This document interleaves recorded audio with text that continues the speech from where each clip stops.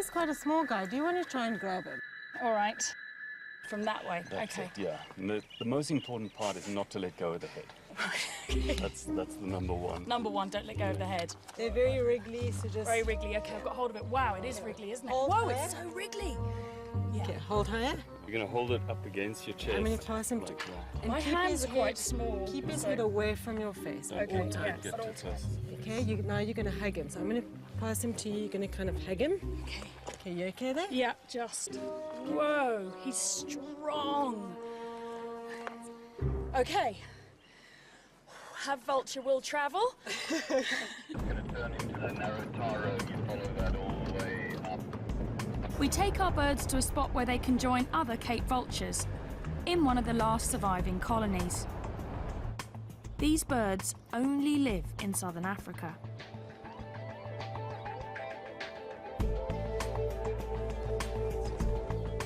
Let's give these birds their freedom then. Cool. Here you go. Time to go. There you go. Look, it's time to be free. This whole area, it's all for you again. I can't really believe it. No. There we go.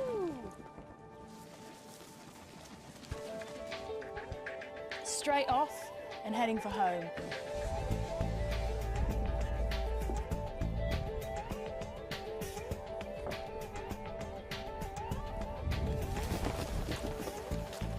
While many vultures nest in trees, Cape vultures are particular. He's heading straight for the cliffs.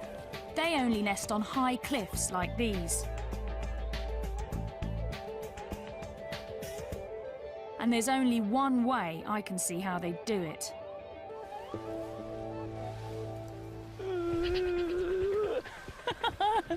I'm a little bit nervous.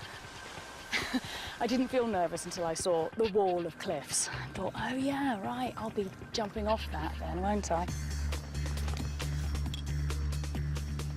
Just about to jump off a cliff. What you get me into? That's Phil, my intrepid producer. Whoopa! Whoa! Oh my word! Oh my God!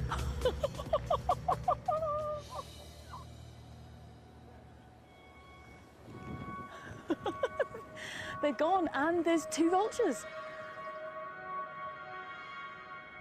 What people know about vultures is that they're fantastically ugly, but what people don't really know is that they're the world's highest flying birds. And in fact, one vulture even crashed into a jet at 37,000 feet. I'm hoping we don't have to go that high. We won't be going that high, will we? No, not today. You promise? Okay. Paragliding reveals how surprisingly curious and social the vultures are. You can see the birds coming out and joining them already. Oh, wow! They get to know you and they actually enjoy flying with you, so they'll follow you around. So sort of play with you. Yeah. Combination of nervousness and excitement, the likes of which I haven't had ever, I don't think. All right, we're gonna go, Okay. and let's go.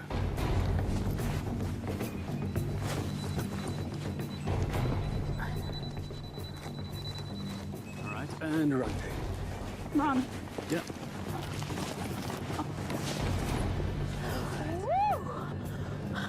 All right, well, how does that feel?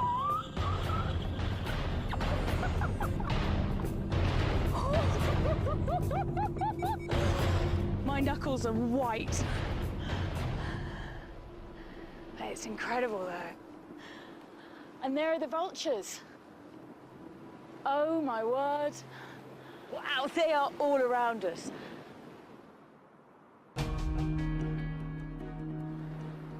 And they do seem like they're hanging around with us, enjoying the ride.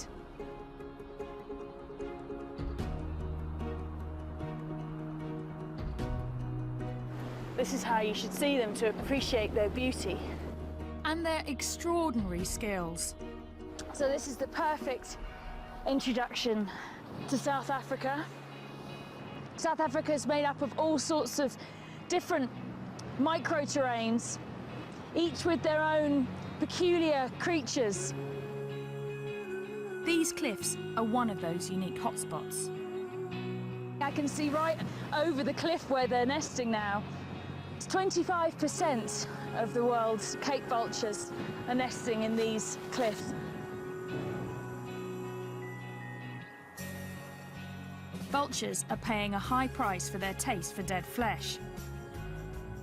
And now, even their keen eyesight is getting them in trouble. A threat I want to know more about. There's a big muti market here. Muti is traditional medicine. And apparently, vultures are a popular ingredient. There's everything here, actually. There's a lot of herbs and plants, and then just a lot of unidentifiable bits of animal. Oh, this was a big snake. Python. It's a python. Is that a cheetah or a leopard? Here you've got a whole baboon. That's what. You've got a lot of stuff, haven't you? Yeah, with a lot of stuff. This is the wheels for the vulture. That's a wing of a vulture. Yeah. Oh my God. Okay. What's your best stuff? What's your biggest seller? Vulture brains. People want vulture brains. That's the big seller, is it? Yeah. How to use And- this one? You can make powder. Yeah. And then you can put here. And Okay. then you can smell. It helps so you can see to the future, you can see what's coming, and they can give you this to open up your mind. Dimi was once a student of all this, and I've asked her to be my guide. Also, it's good for gamblers. Yeah, it's good for the lotto. The lotto number. Lotto number. Right, okay. As if it wasn't bad enough that they got farmers poisoning them, they're also getting their brains sniffed in order to win the lotto. The belief is that the traits of the animals transfer to the buyers. The vulture's got amazing eyesight and makes you be able to sort of see into the future. Dimi, can you help me? Does he understand that the vultures are endangered and that there's not many vultures left? Okay, ufungwazi ukuthi mhlambe ngevulture one fana noma usala ngembuzi nge-A1. Yeah, I know. Yeah, it's true. But it's a business. Yeah. It worries him, but it's a business. It's part of a tradition begun centuries ago, before other threats put these animals in so much danger. There are clearly an awful lot of endangered species here. This is a scale of a pangolin. I love pangolins. Pangolin scale. A pangolin scale is said to protect you from evil, wrapping you in armour like the animal itself. In 2011, at least 8,000 of these bizarre mammals were seized from black marketeers. Some of them want their scales, while others are after their meat. In China, it's considered an exotic delicacy. They may be the weirdest of the Freaky Five, and I'm not leaving Africa until I've seen one.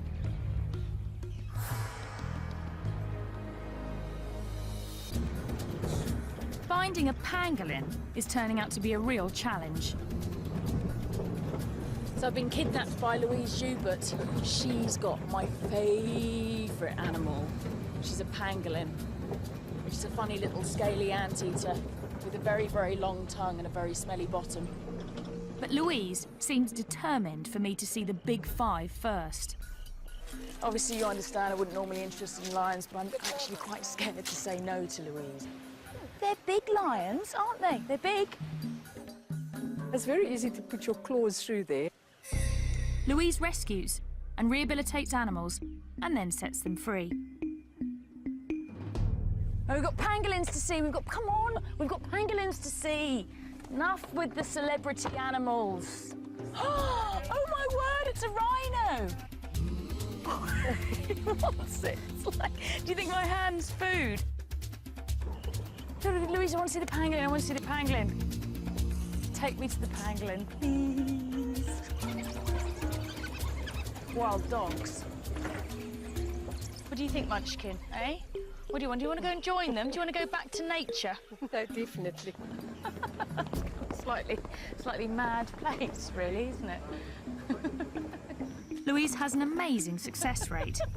She's saved 4,500 creatures since 1993. Slightly nervous as to what's going to be inside.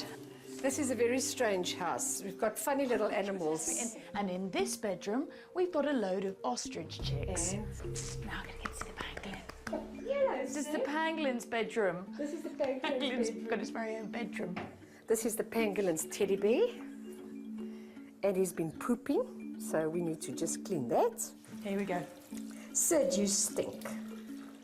I could camp out in the African bush for months and never see a pangolin. Oh, look, he's making into a little ball. They're very shy and secretive. Sid, it's so fantastic to meet you. I've heard so much about you, and I have been desperate to meet you.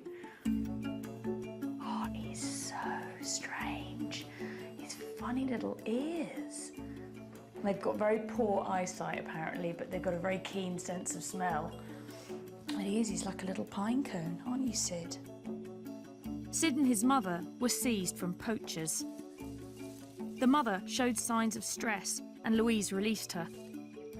Now she is Sid's mum and has to make sure he learns to survive in the wild. We're on our way to go and find some termite mounds because Sid needs to learn to eat termites. He's an anteater, termite eater. You reckon this is a good one? Pangolins are super specialised for eating termites, with sticky tongues as long as their bodies, and claws that can dig through concrete. Those termite mounds are really hard, so you can see why he needs to have these really big digging claws. We might have termites in there. Yes. Oh. Am I doing this right? Yes, there's the first termites coming out. There's one there. Oh, come on, yeah. I know you don't want to be eating his breakfast. Okay, let's try the termite, Sid.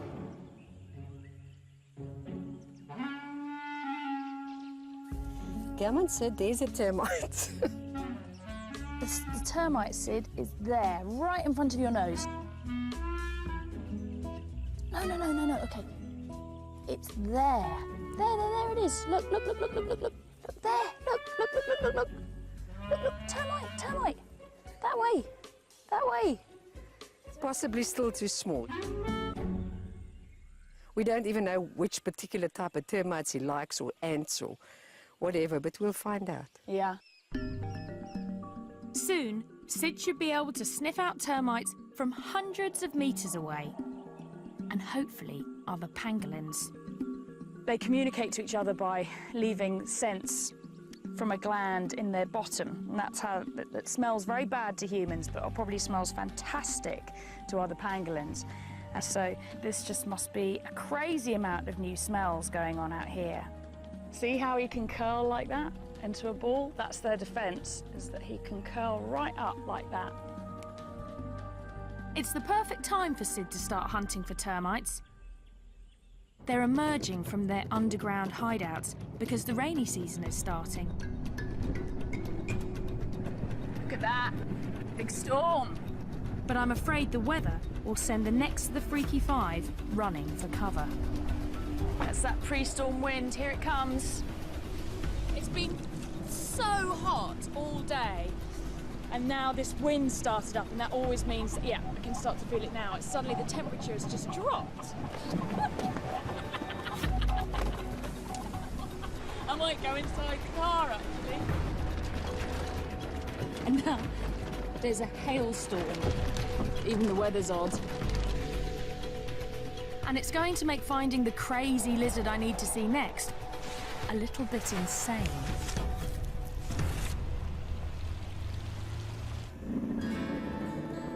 Let's go find some sun gazers. We've travelled in search of this incredibly rare lizard, and hardly anything is known about it, except for the fact it's called a sun gazer. That's a burrow. That's another burrow there. My guess is that means it likes to gaze at the sun. What? Oh, lightning! There's no sun gazers, but there's a lot of lightning. If we were looking for lightning gazers, we would have chosen the perfect day. Sun gazers sell for crazy sums on the illegal pet market. Rain, refrain. And I want to see what's making them so popular and getting them into trouble. The lizard guys are here. I've got 3 experts to help me coax a sun gazer out of its hole. He's shivering. It's shivering shit. I know how you feel. Shivering Lucky Lucy. Yeah, exactly.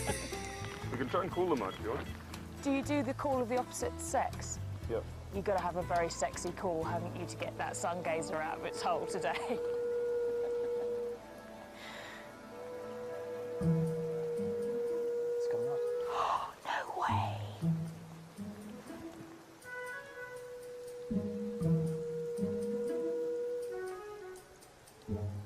I'm just messing with you. Oh, I was all excited. I did think it was weird. I was thinking to myself, they really make that noise? I'm thinking, well, I don't know, I'm in South Africa, I've never been here before. It's like anything could happen, but... Luckily, the lizard men have some they're studying that they want to release. In this bag, the Holy Grail, the famous sun gazer lizard. Wow, he's cool. Look, he's so thorny. She. She? Look at her. These sharp spikes help make the sun gazer a hit in the pet trade. They're there for protection. These spines, these are the occipital spines, and these are what they stick into the roof of their burrows, so they can't be dislodged. I see, so their defense is to sit in the burrow with the head down, the tail sticking out, and then if a meerkat or something comes along and tries to yank one out, these spines around the head yank on, and then they can't pull them out. The burrow's also for defence. And we want to return this girl to hers. There it is. This one's a really nice hole. I would like to live in there. Would you? No, look at it. I mean, it's got a nice runway. It's well furnished. Not too long grass. Not Two bathrooms. These guys want to learn as much as they can because no one knows how many are left in the wild. This lizard is only found in this tiny area, isn't it? They're found only in the South African highlands. They're very rare. They look incredibly fierce, but they're really very passive and easy to handle. It's a recipe that some exotic pet owners can't resist. Look at these spines and look at these spikes. They're like living dragons, really. There's nothing else that looks like this. Apart from you this morning when you turned up with your hair, actually. You looked quite like you'd styled yourself like a sun gazer. You know, you say owners start looking like their pets. Then you start looking like your study animal. Yeah. OK, well, listen, madam, you're going to go off and you're going to find yourself a boyfriend and make lots of little baby lizards. Go. On your marks. Get set. Go. Go on, girl. Go on. Yeah. You like lizards quite a lot, though, don't you, Shiv? Very much. Yeah, because I've seen in your earring. It's a bit of a giveaway. Yeah. When you get into a project like this, you want to be the saviour, kind of. I think you'll be the saviour of the lizards. Well, I hope so.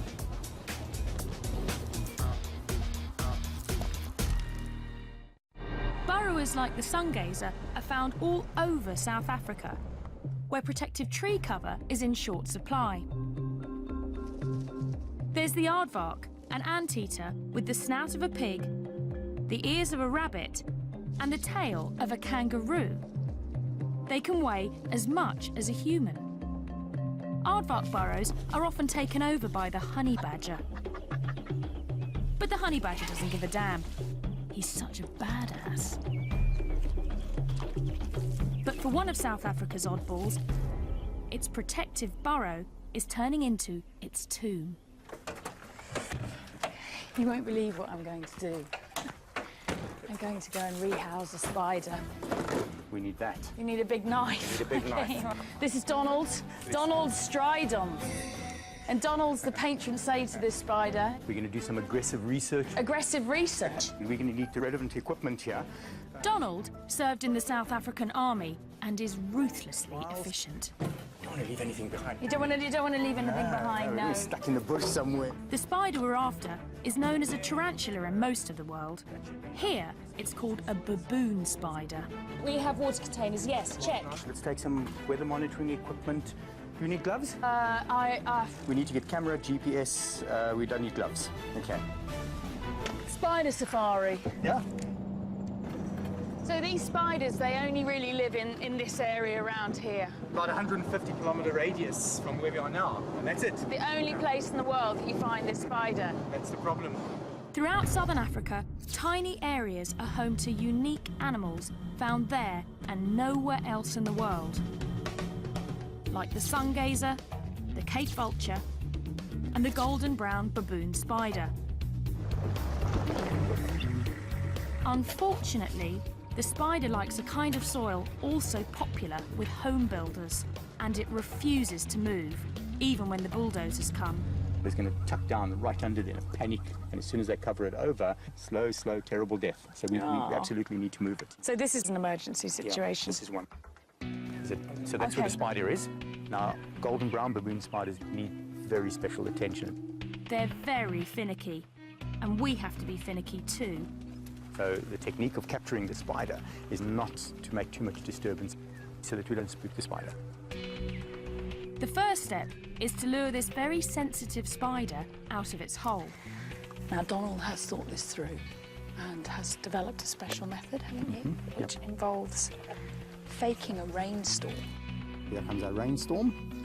You've got to make thunder sounds, eh? That's it, perfect. Just carry on like that. Kay's coming out.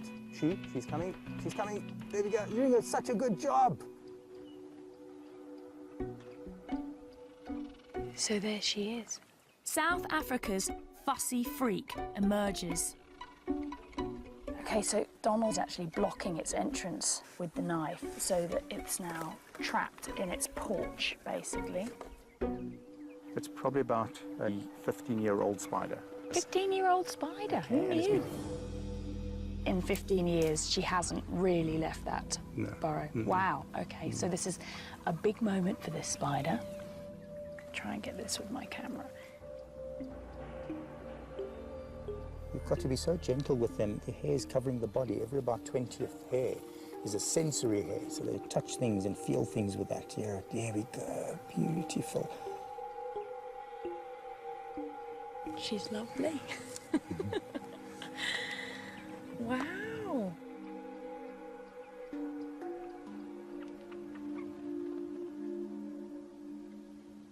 She's kind of on your hand already. Is she really already? Yeah, you hardly feel it. You know. I can feel it, yeah. Wow. I'm slightly worried she's going to run into my shirt sleeve. She won't run too fast. How long does it take for the spider to build this hole? Took it about 5 to 7 years. That's incredible. I totally understand why it wouldn't want to move. The hole is the spider's life's work. It won't simply dig another once we move it. So that's half the job. Less than half. We need to get a mould of that hole. If you don't shake it properly, it doesn't foam nicely. Yeah. Now Donald is making it his life's work to figure out exactly what the spider likes. That's it. Ooh. Okay, we need to get a GPS reading here. We need to get weather conditions. Donald's quite serious. 24 degrees, 22 minutes. Yeah. So how many spiders do you think in total there need to be relocated here?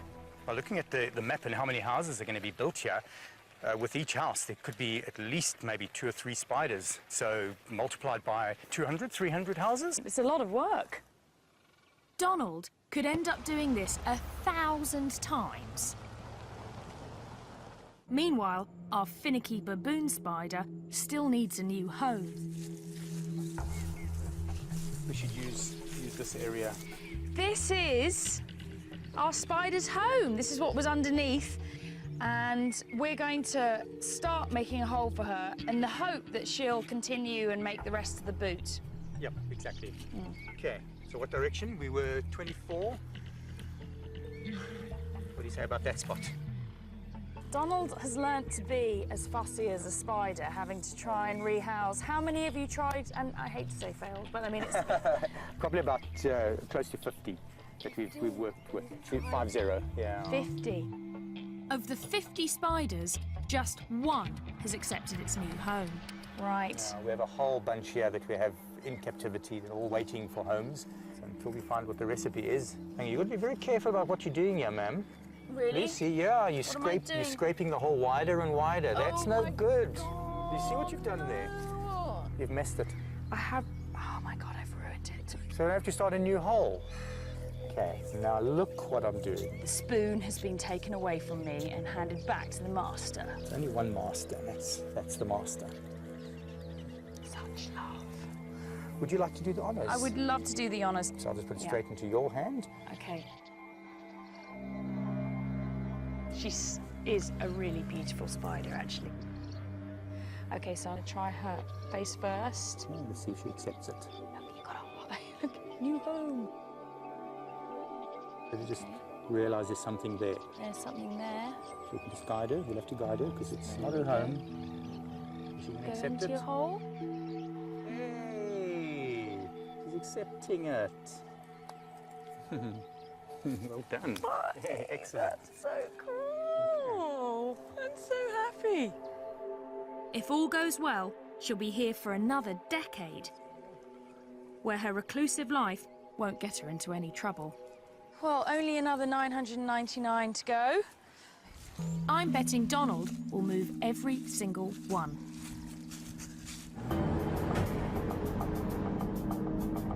The spider would be helpless without Donald. But the last freaks on my safari help each other. And they're paying a steep price for it. They're bold creatures, far stronger and more agile than humans, with fangs longer than a leopard's. But it's the Chacma baboon's brain power that gets him in trouble.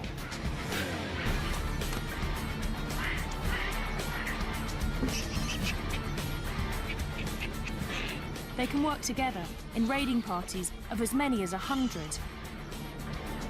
Not the kind of creature you want to come home to. Unless you're this guy. Yeah, that one looks like he's really quite pleased to see me. The penal display. Just go inside. Go inside? Yeah. Okay, all right. Hello, guys. Matthew and I are becoming friends, aren't we, Matthew? Yeah? You like what you see? When baboons clash with humans, Bob rescues them. Hey, you are a naughty baboon. Yeah, you are a naughty baboon. Yeah. I've only just met Bob, but he seems to be half baboon himself.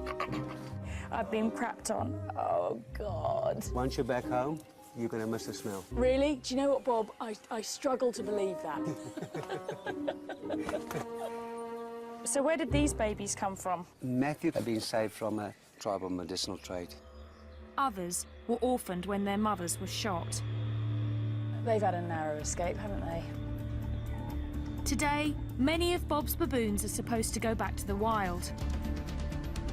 But it's something he's never tried to do before. I'm going to help relocate almost 20 baboons. It's an event Bob has worked towards for decades, as he's learned to forge rescued animals into one cohesive troop. It's a massive day for Bob today. Like a sort of baboon wizard, he's collected a group of unloved baboons that have all come from different horrific situations and rehabilitated them here. And today's the day that we're going to dart them and move them to their new enclosure. It's the final step before these exceptionally smart animals are released for good.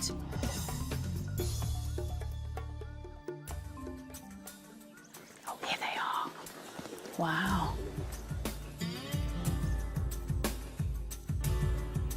Look at these eyebrows now. Yeah, his eyebrows are wagging up and down. Yeah, we believe that they are real psychological experts. Make eye contact and they can read your soul. Scary prospect. Baboons are very social, but creating a troop from scratch is not easy. You need the right mix. After years of trial and error, Bob's finally found it. Just recently, this group has come together to raise their newest member. There she is now there. You can see her there with a baby. You can see Daisy with a baby, yeah. When she came in, she was exactly the size of a baby. No, Yes. really? Yeah, now she's going to be... I want to cry. I was going to say, Bob. She's going to be released now with her own baby. Oh, that's amazing. It's going to be an intense day. Now we have to outsmart them. Easier said than done. Know that they're very intelligent. They will know quickly what we're up to. And you must be alert. They are potentially very dangerous animals. Okay. I feel quite nervous, actually, because these are big animals. We don't want things to go wrong.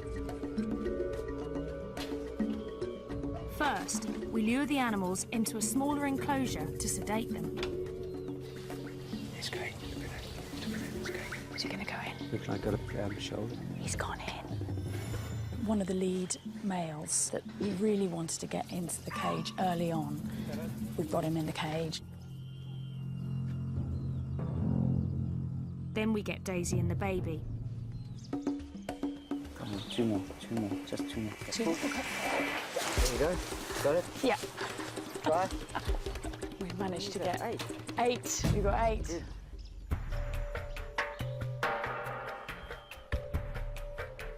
He's so jittery about seeing a gun, you know, because they've been shot at so many times. And Some farmers here shoot to kill any baboon they spot on their property. We want to capture the big male first, or he could make things more difficult.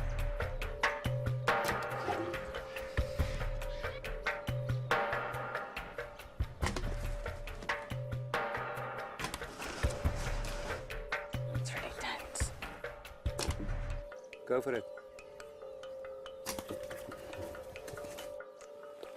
Baboons are known to form really strong friendships. I think it's very sweet the way they're all cuddled up next to each other to go to sleep. OK, so now they're under. It's safe for us to go in. To get to the sedated animals, the team has to enter the larger pen, where the rest of the troop is anxiously watching. We're going to get them out as soon as possible. But stand by, Lucy. If something happens, you must pull that door. OK.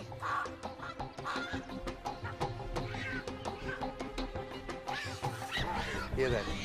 The minute that the baby starts crying, they will... Oh, they can tell something's going on. Yeah, they're going crazy because it's the baby. Now with the baby making the sounds, then we must take them out immediately. I've got it, yeah, OK.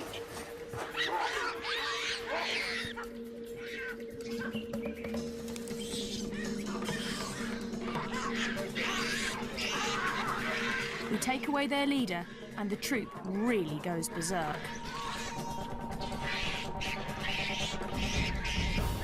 Once strangers, these baboons will now do anything to protect one another.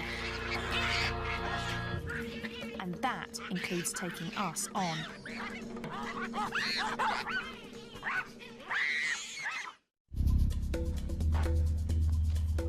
It takes half a day, but we manage to sedate the troop. OK, there you go, Bob. There go. Let go. Let go. There go. Yep, OK. He's left a message behind.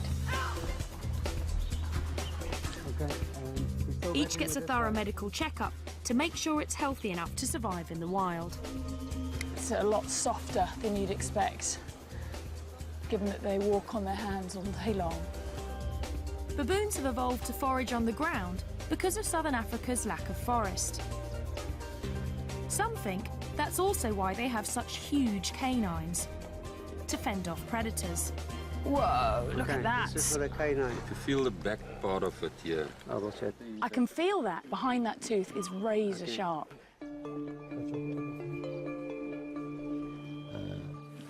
Wow. Okay, can you hold it loose? Oh my word. You got? Yeah, I've got him, yeah. Okay. At last, they're ready to go. So we're putting the baboons in these boxes so that they can be easily transported to the site where we're going to release them. What's going on, eh? You and Mum are going to wake up somewhere completely new and then you're going to be wild. You're going to grow up to be a wild baboon. Yeah, that is. Okay, there we are. Right. Well done, first stage, all good. Bob has found the baboons a home on a nature reserve 80 kilometres from the nearest town. This is the new home. Have you chosen baboon heaven? Absolutely. This is the ultimate baboon habitat. Yeah. We need to make sure the baboons will stay together. So we'll first release them into a temporary, electrified enclosure. That's just so that they get used to this area and stay as a group. And then, after a couple of weeks, I'll turn the electricity off, build some bridges so that they can then expand beyond the fence, and then eventually the fences will come down and it'll just be them in the wilderness. Here comes the big boy. Look at them pulling in the pipe. The baboon's got hold of the pipe.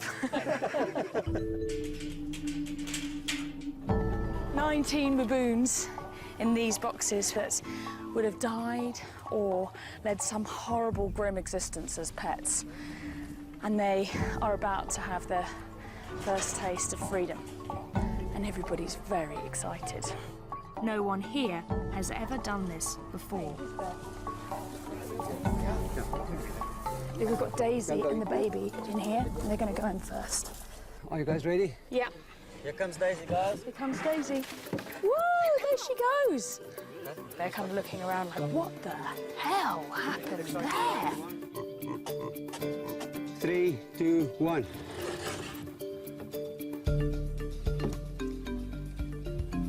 Look at that. Emotion is running very high. Yeah. There you go. Yes, look at that. These ones are lively. It's not just the humans who are emotional. The baboons in there can see that there are other baboons that are free on the other side, so it's all getting a lot more exciting now. Wait, there's a baboon coming. Oh, very quick, quick, quick, quick, quick, quick. We released the entire troop without a hitch. 2 more happy customers. Well, almost the entire troop. He's not going quietly. We've got to get Matthew out. Whoa! Whoa! Are you ready, guys? This is the alpha. Look at that. He's the last one. The last one to go out. Yeah. Look at that side, Lucy. Look at them. They are all happy. They're really happy, aren't all the they? talking going on there. It's like the first step into the big world. Yeah. A new world for them, a new experience and freedom.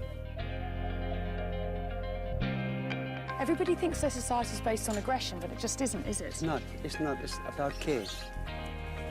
This is a group of animals that come from as far as 1,000 kilometres away from each other, and yet they form this incredibly tight family group now, and they'll do anything to protect each other.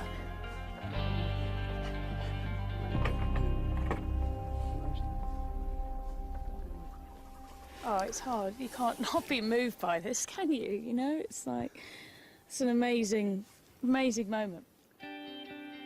To survive in the bush, these baboons will need every bit of their extraordinary ingenuity. But here, they'll be far away from the human influence that turns their strange asset into a liability. Like the rest of South Africa's Freaky Five, their oddness works in this wilderness. And it's here we can see they're all as wonderful as they are weird.